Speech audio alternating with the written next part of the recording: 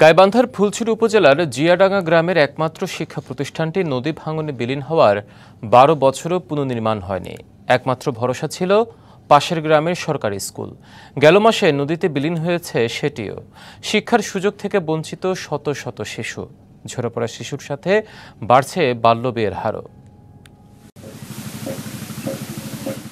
গাইবান্ধার ফুলছড়ি উপজেলার জিয়াডাঙ্গা গ্রাম। কৃষি নির্ভর এই চরে নেই কোনো শিক্ষা প্রতিষ্ঠান।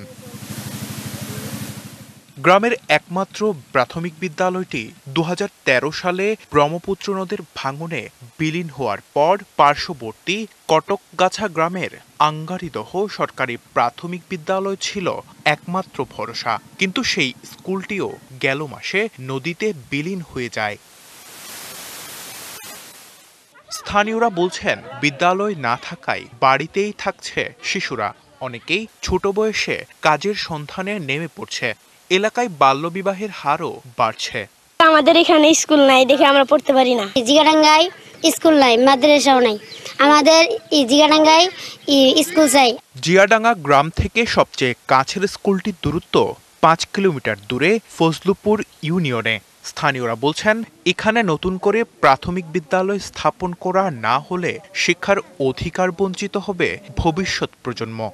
জিগাডাঙ্গার মধ্যে একটা স্কুল নাই, মাদ্রাসা নাই, আমাদের বাচ্চা কাচ্চাকে লেখাপড়া করানো যায় না। এই স্কুলটা নিয়ে অনেক টানা ইসরা করতেছে। এখানে ৫০০-৬০০ পরিবার আছে জিয়াডাঙ্গাতে, এখানে স্কুলটা দিলে ভালো হয়। লেখাপড়ার সুযোগ থেকে যারা বঞ্চিত হচ্ছে তারা যেন বঞ্চিত না হয়।